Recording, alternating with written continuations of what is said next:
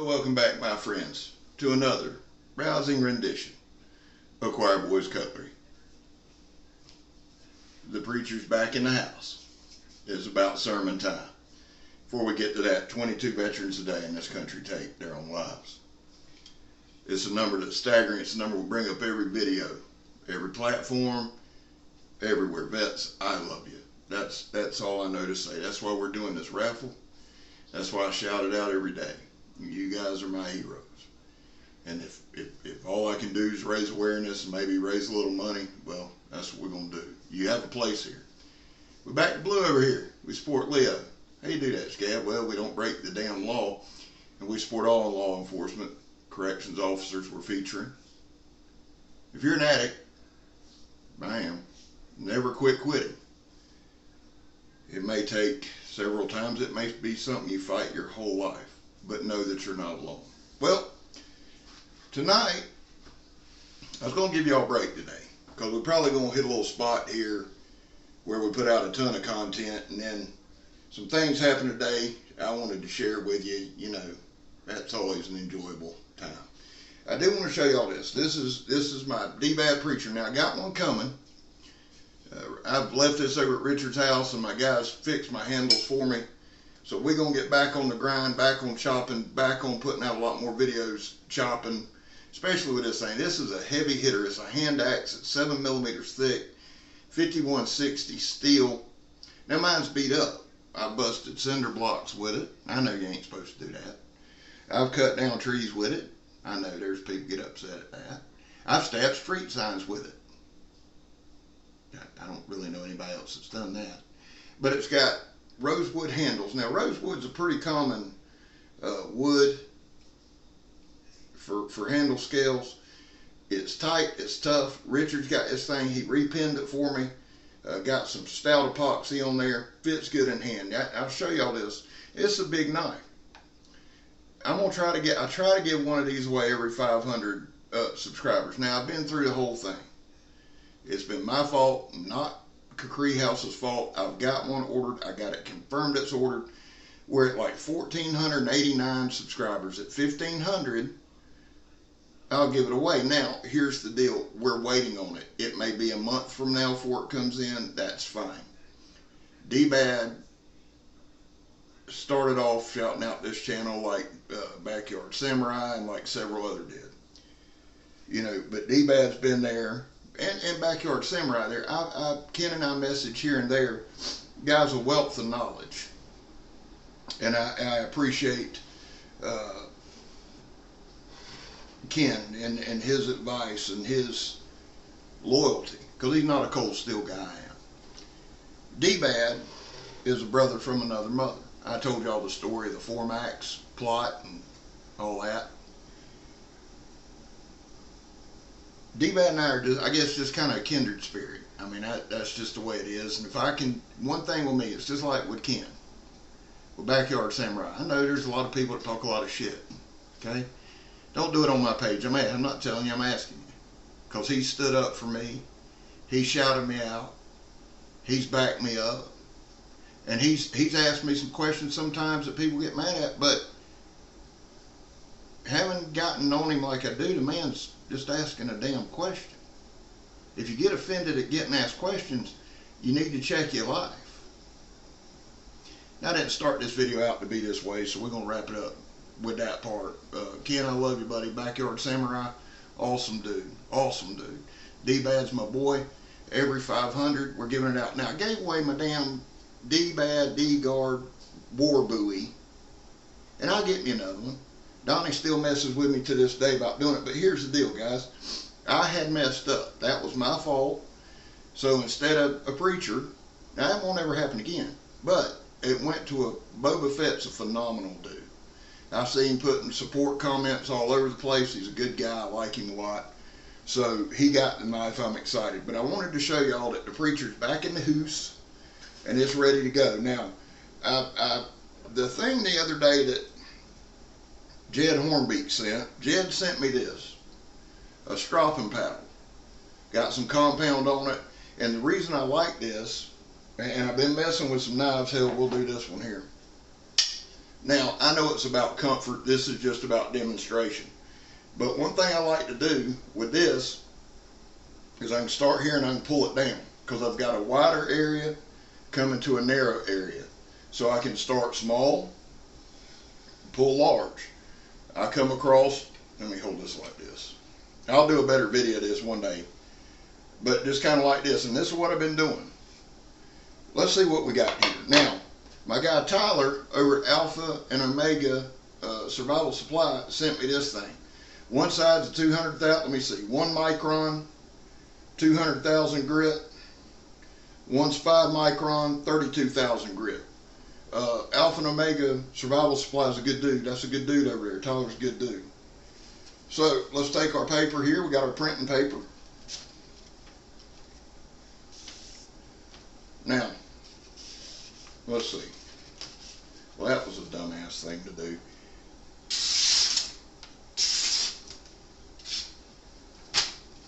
Now this was just sitting here dicking around. That's pretty damn sharp. The 4max that Donnie gave me is right here. Now I've been messing around with it too. That's pretty damn sharp just to come down on the down cut like that. Again, start wide, and I get kind of an aggressive thing.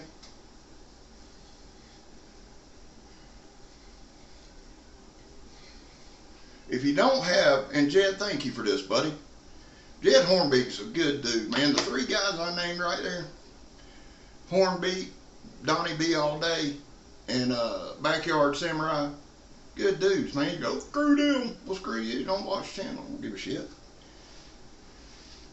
They all 3 mean a lot to me. I've never met one of them. I've never met any of them. Never shook their hand. I'd love to. Now, many of you are probably going, Scab, why the hell do you have on sunglasses this late? Because when I get tired, this eye right here will be over here. And people say, man, don't worry about that. Well, guys, it's not that I think y'all think anything of it. People thought bad of me my whole life. I ain't. It's that I got to sit here and look at myself. And it drives me nuts. And it gets worse, so I put on sunglasses. So, but the reason I want to tell you this, and we've looked at the 8010. Somebody asked me today, now this is S30, let me, before I say something, S35VN, Grippy G10, 8010's a great knife. Great knife. Triad lock, 4max, Grippy G10, CPM 20CV. We've gone over it. I love how it fits in hand. And I'm going to tell y'all something. I never thought I would say this in my life, but that 4max is taking over for the Raja. I can carry that thing, man. I carried that and a 4max Scout today. And before, it's just not practical. Again, you don't live my life. I'm about to tell you this story. You'd be like, damn, Scab, you probably needed that. So I went down to the dollar store. Hold on one second. So I went to the dollar store to get me some Propels. I drink the green Propels, and if you live in the Clay County area, I would truly appreciate if you didn't buy all of these. You say, Scab, that's selfish. Well, okay. Scab actually stands for selfish, crazy ass balling. I told you. And I'm petty, but there's no P in Scab, so I go down there. You know, dressed as only as I can dress and looking as only as I can look. So I stroll in the store. Now, one of the guys that works down there watches this channel. An awesome dude. I love that dude. And he'll say, man, what you got new? And vice versa. He's got a bunch of cool stuff too. Sparking something. So, brother, shout out to you. Love you. I got it. You probably need to listen to this. So I walk out the store. Now, as I walk out the store, rather rotund woman is bounding across the parking lot towards the retention pond. I say bound, she wasn't running, and it couldn't quantify as a jog or a walk, but she's screaming for tidbits, or Tibits, something, T something. So I look back, you know, I'm a father, I'm a grandfather, I'm thinking, oh Lord, maybe a child got near the retention pond. And then I thought, that's really an odd name for a child, but you know, we're in the South, it's okay. And then this little heavy girl heavyset young girl comes around the corner. Mama, Mama, I'm right here. And Mama's still bounding towards the pond there. Now, bless her heart, if she'd have fell, she'd have rolled through the fence and tore it up. She said, I'm not worried about you, child. I'm worried about Tibits. Must be the dog, because the only thing in the South that people are more worried about than their kids are dogs. I thought, because I tell y'all, I talk about Florida all the time. People say, Scab, Florida's not that special. Well, it's not. Every state has its thing, and if you live in a particular state, you know how y'all are. Well, Florida has a bunch of things. Okay? And I was born here, growed up in South Georgia, about 2 hours from here. Well, growed up there, 3 to 15, 12 years and moved back, and the rest is history. I've been here ever since. But growing up in southeast Georgia and northeast Florida, you know this, if there's a body of water, there's a couple of things. One, some redneck has stocked it with bass or shiners for when they go fishing for bass, and there's a damn gator in it. That's just life, son. We went down the other day. We were down at the park, Spring Park in Green Cove Springs. Beautiful. It's where our spring's at. It's been there. And these people come walking up because we was kayaking. You know, y'all know I'm a big kayaker. And the guy said, sir, can I ask something? I said, you can, sure. I didn't know if he was going to ask me how I got this athletic look or so slim as felt. I didn't know. I said, yeah, go ahead. He said, would you tell my wife there's gators out there? She said, no, there's not. I said, you ain't from here, are you? She said, well, not Green Cove. I said, not Florida. She said, well, no.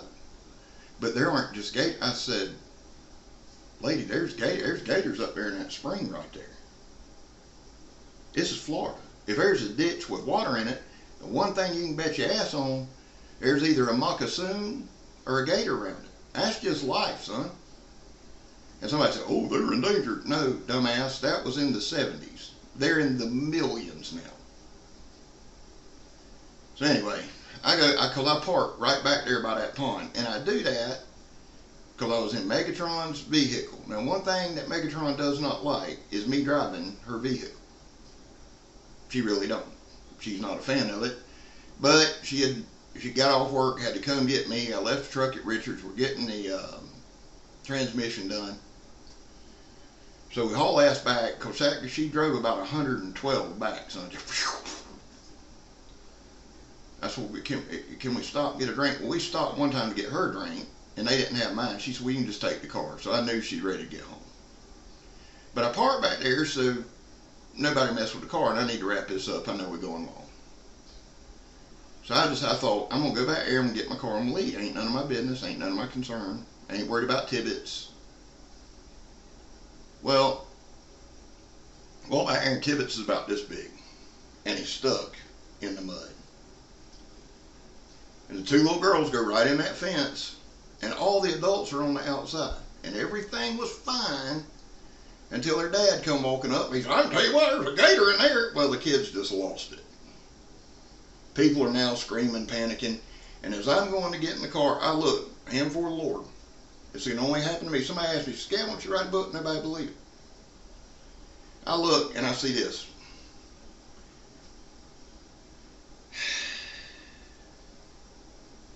Now I'm in a quandary, because people look at you.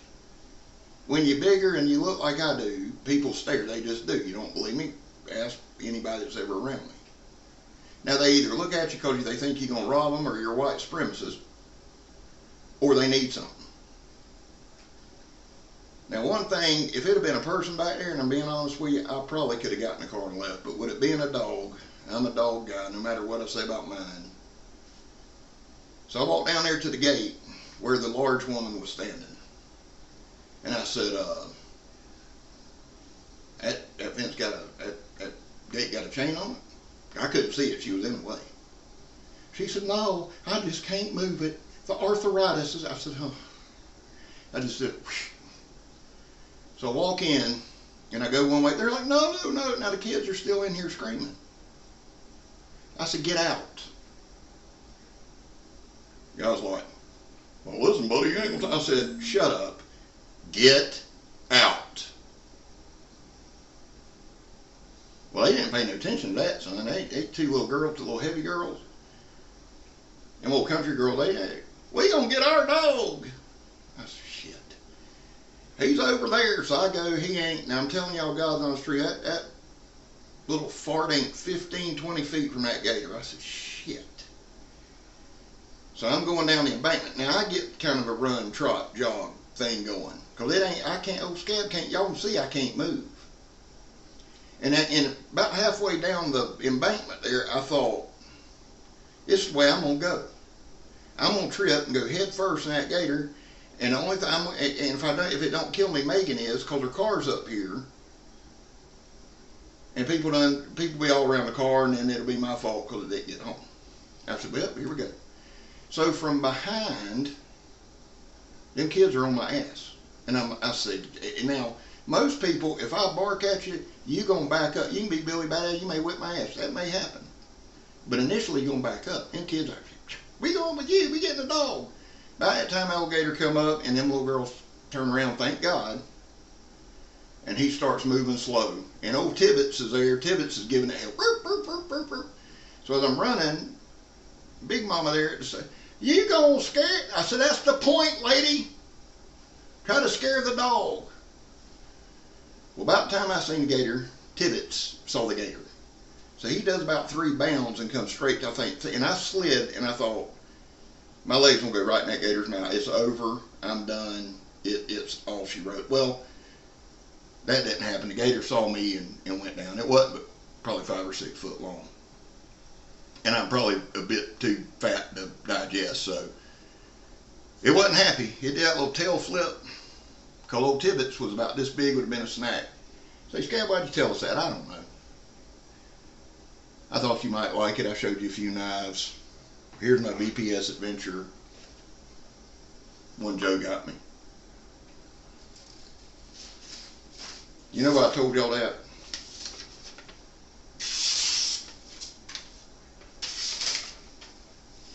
Huh? That's the God's honest truth. That happened. Because the more these days go by, the more and more I'm seeing everything's gonna be all right. We'll get off this kick. We'll get back in the woods. We'll be chopping and swinging the preacher for no time. But I just want to say this: if you're going through something, a lot of you are. It's tough times make tough people. Yeah. But being tough and getting tough's a process, ain't it? You got to get a little beat up, a little dented up, a little scratched up before you can be tough. So if you're going through a hard time, just listen to me. Listen to me. It may not work out your way. It may not. But even if that gator would have ended old Scab, it would have had it to do now. I ain't going to talk tough, but old Scab I got one good fight left in me. It may have got me. But even so, everything's going to be all right. If you're struggling, vets, especially y'all, but everybody, this includes everybody. If you're struggling, hang in there. It's going to be all right. Mikey, my guy, who I love, y'all need to go over there, cerebral palsy. Says it all the time. Never give up. Never surrender. Everything's going to be all right. Well, I'm Scab. Dog saver and gator fighter. You're not. I'm gone, son.